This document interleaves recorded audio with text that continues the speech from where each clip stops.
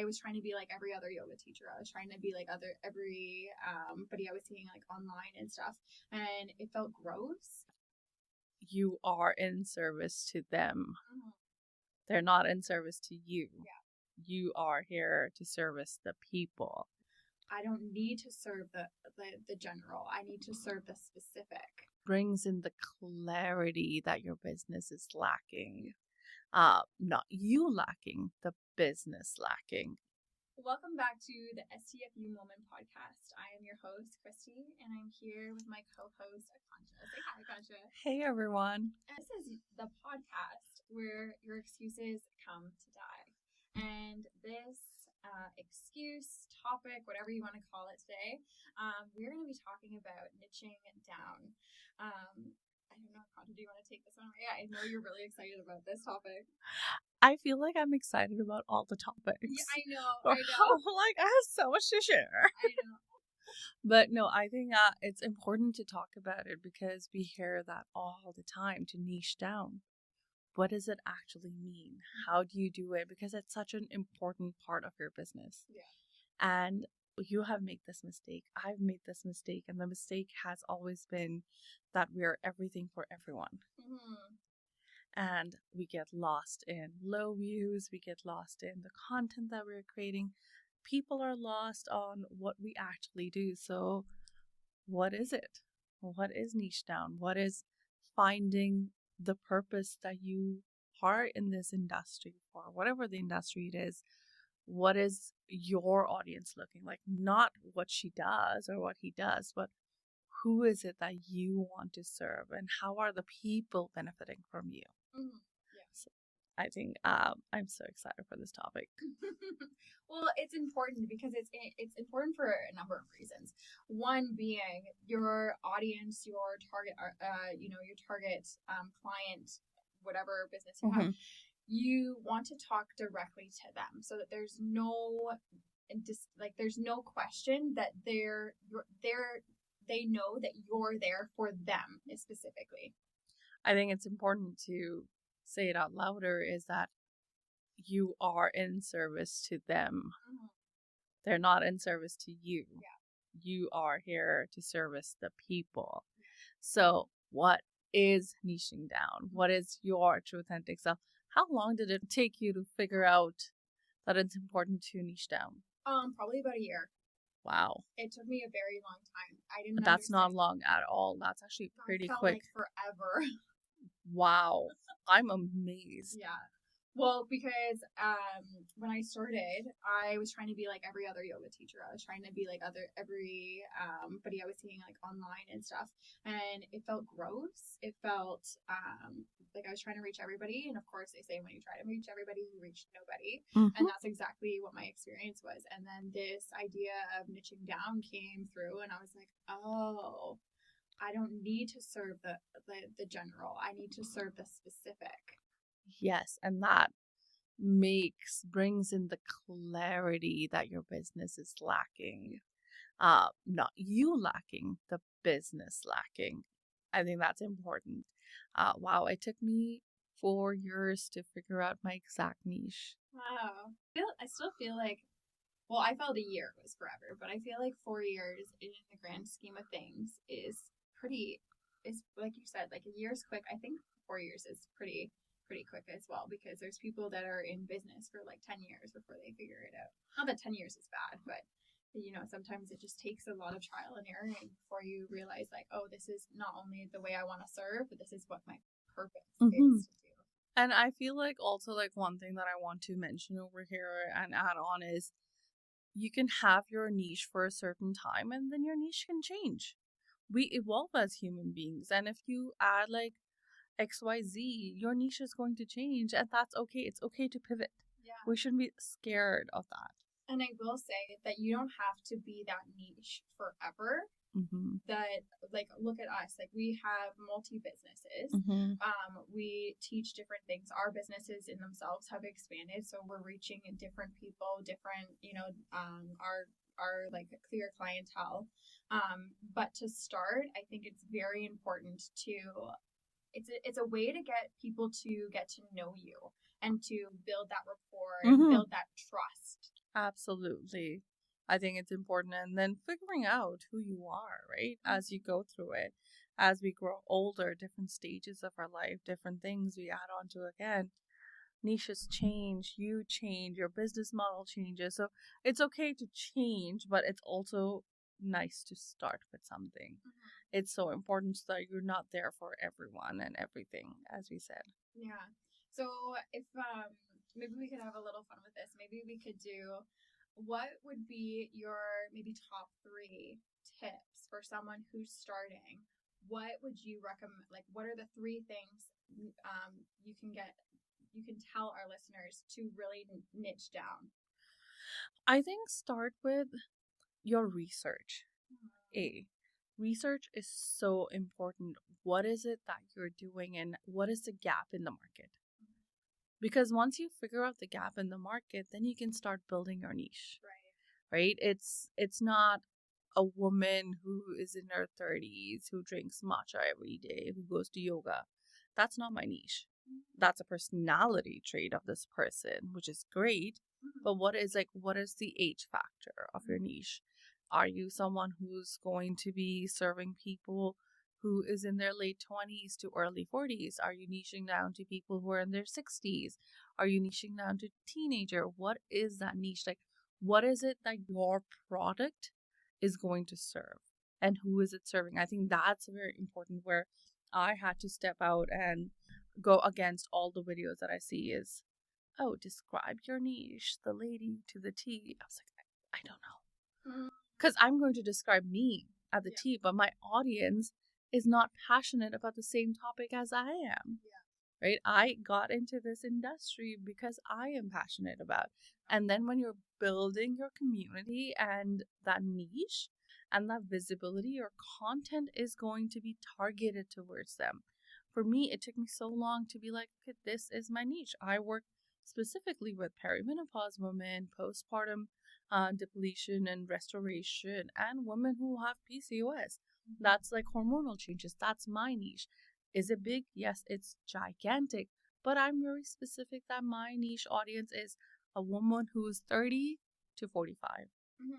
And that's where my content is. That's what I do. Writing it down, like researching again, going on Google Trends. What are these women actually seeing? What are the things that they're checking out? What are the things that they're researching? Look at the content. Go on TikTok, go on YouTube, go on Instagram, search what they're creating. What are they getting likes? And then say, like, is it even the content that I want to create? And if not, is it actually your niche, or is it because the market is telling you that this is what your niche is supposed to be like? Right.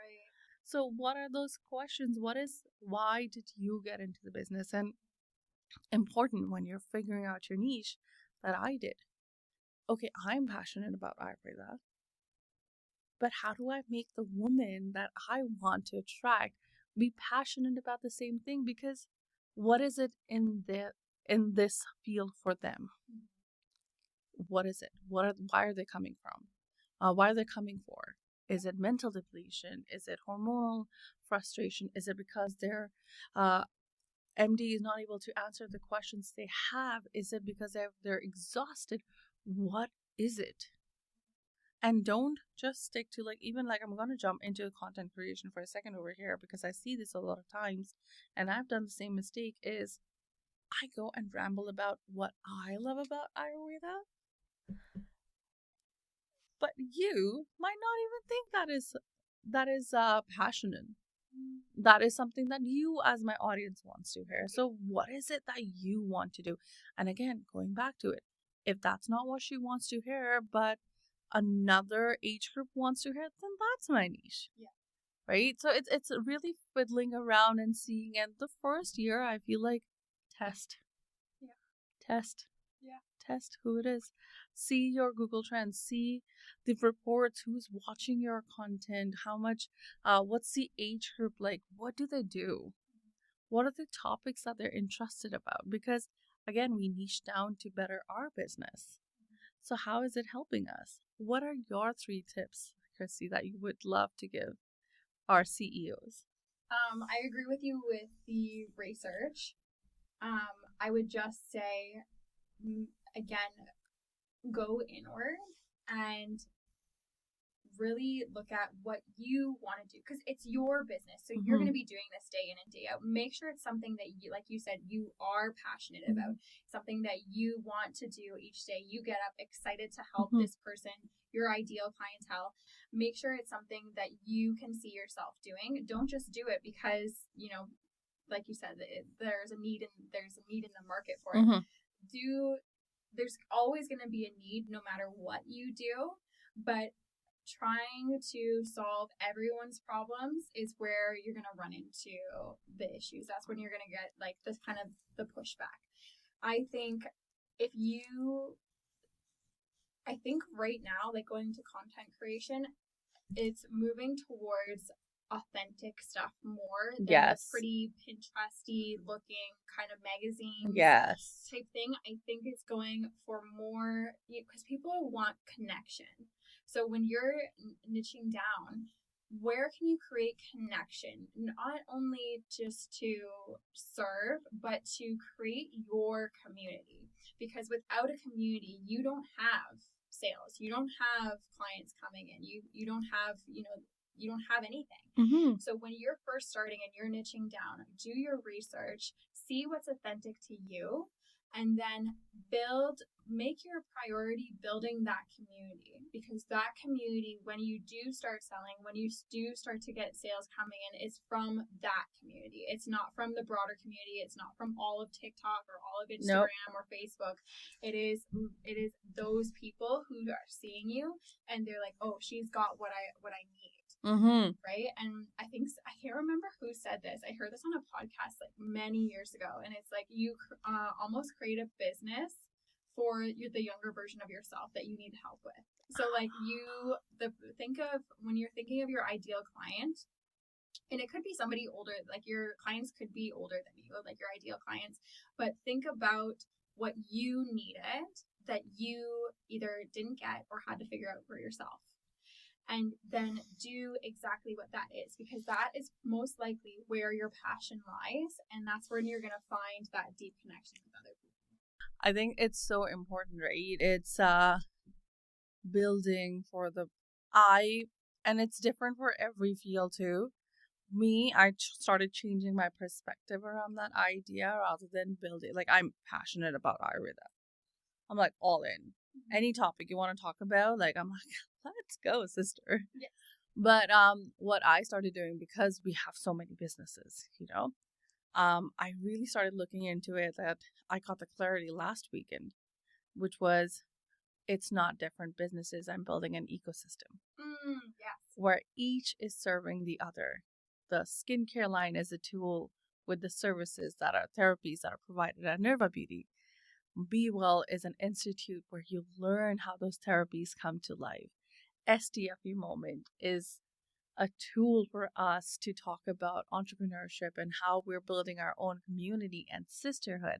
So it's all in the higher scheme and ecosystem that we're building, because each is so related to the other thing. And one thing that I started doing was, when people say like everything's saturated, Ayurveda is not saturated here.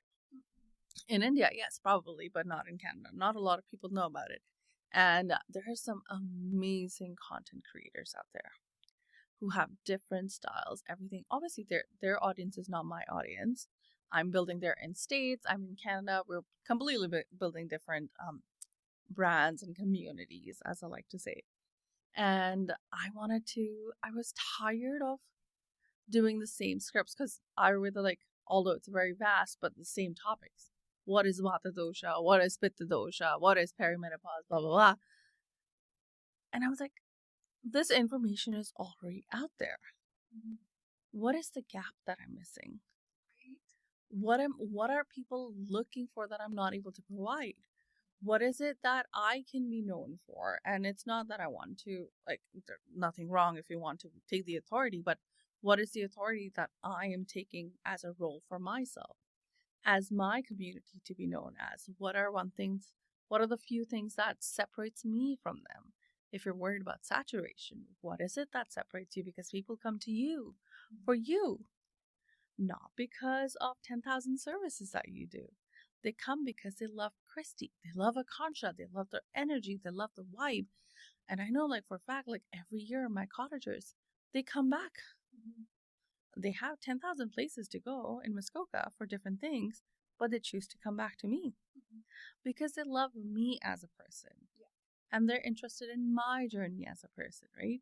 So I think that's where, like, the community and the niching aspects come into, like, what's the gap that you're filling in? Yeah.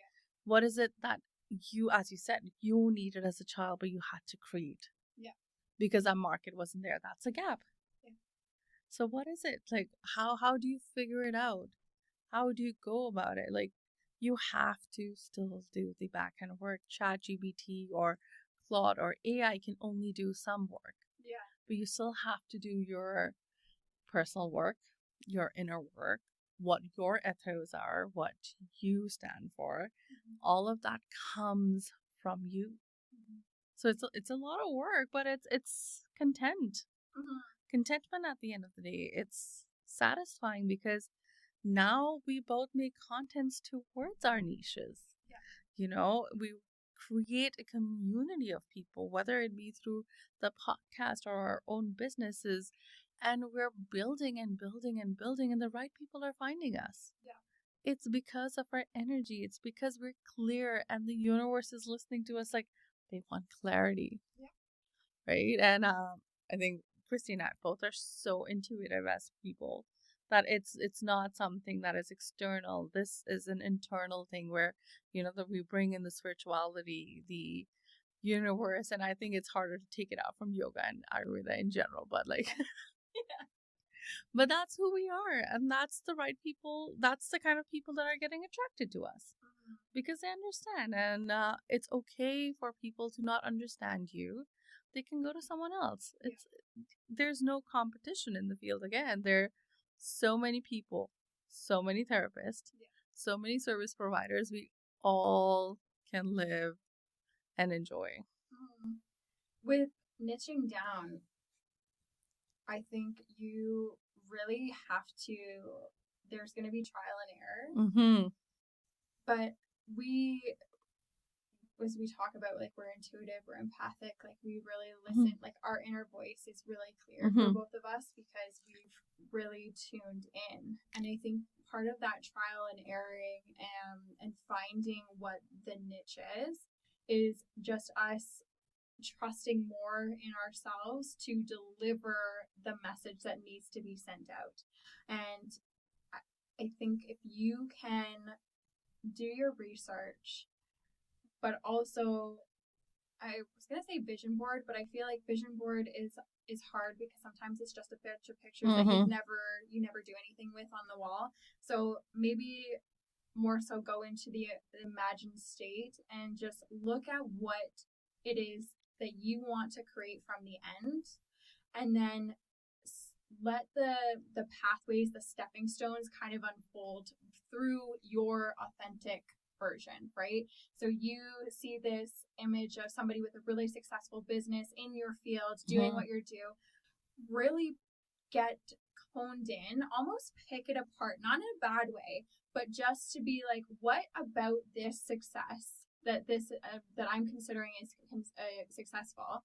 What is it about this person that I want to take on as for myself, right? It's not that you're copying them. You're not going to do exactly what they did, most likely, but you're going to see this person in your eyes is successful. Why are they successful? Is it because of the X amount of clients? Is it because of the space that they hold? Is it the energy that they bring?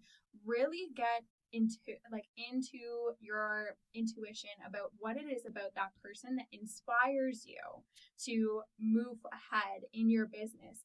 And then it might not be everything about that picture, it might not be everything about that post or that person and what they're doing. But it might just be something. It might be just the way they present themselves, how loving they appear on the screen or in person. If you want to hone in that, take that and then make it your own, right? Because that's what people are going to connect with. When you create your service or your business, you're coming through to help, to serve, but you're going to do it your way. And when you can get clear on what it is you're creating, and then you can go and trial and error through advertising, posting, talking to people, networking. If you can show up as that version, you're going to have a lot less trial and erroring and a lot more like steps forward. And I think that's part of the reason why, well, for me, it took me a year, was because I was trying to I thought what I wanted was the success of this other yoga teacher. And it turns out like I actually didn't want to teach the way they taught. I didn't agree, like it did not even agree. It just didn't feel authentic. It felt out of reach. It felt, it just didn't feel right to me. But what I realized is the success of that yoga teacher was she was impacting all these people. And that's what I wanted. I wanted to have that impact. So I took what I saw from that image, or from what my idea of a successful yoga business was. And I was like, oh, it really has nothing to do with the flashy landscapes, has nothing to do with the aesthetic looking studio. It had everything to do with, I want to impact that amount of people. And that's what I took. And that was my focus. This is the person I want to impact, and this is what kind of impact I want to bring. So when you're niching down, but you just want to bring, when you're going in, look at the impact. Like you don't go outwards looking for the thing. Go inwards and let yourself be your guide. Trust in yourself to, choose this niche. And if you evolve, good. You're supposed to. You're supposed to elevate. You're supposed to learn. You're supposed to invest. So don't, just because you started this way doesn't mean you can't pivot later. But follow those stepping stones. Follow what your heart desire and what your heart's telling you. And it sounds really woo-woo, but I promise you are going to be so lit up, so happy when every day when you get out of bed, you're going to be like, yes, let's go make an impact. And that really helps you hone into that niching down. And then it won't take you a year. It won't take you 4 years, because you're just following what comes almost naturally to you. That's the important thing, right? People forget to have fun, to be authentic. What is true, authentic you? Yeah. How do you, there's nobody else on this internet that can answer that for you. You have to go inwards to answer those questions and figure out. I love going back, on my drawing board, why I started. Every time things don't work right, why did I start? This is why I started. And success is different for every individual. We have to also look at the planetary positions, right? We came here with a purpose. Every soul came here with a purpose. With your life, the way it's needed to be. What is it that is not working out? What could be your purpose? What is it that is blocking you from your success? Like, I remember having this conversation with a friend, and it was a conversation that we're not able to give our 100% into our business. But why? What is that 100% to us? Right? What is that? Because my 100% and your 100% could be completely different depending on our capabilities. But what is that 100% to me? Why am I not able to channelize it? What is stopping me? What is blocking me? And nobody can answer that but me. And once I start answering those questions, the right questions, then I become my true authentic self. And that's when people start coming to you, because you become a magnet where people are coming to you. Your aura strengthens, your confidence boosts. You become this person that people look up to. Right? And that's why the other business owners in your field could be having that success that you're not having, because you're focused on copying a trend, but that is not a trend that is working for you. So a trend for, like Kristy, she has an author page. You have an author page. And it's small clips. It's small clips, your personal life and everything. And people love that. Be inspired, but don't copy. Be you. Be like, show your personality, let it shine. Don't be afraid.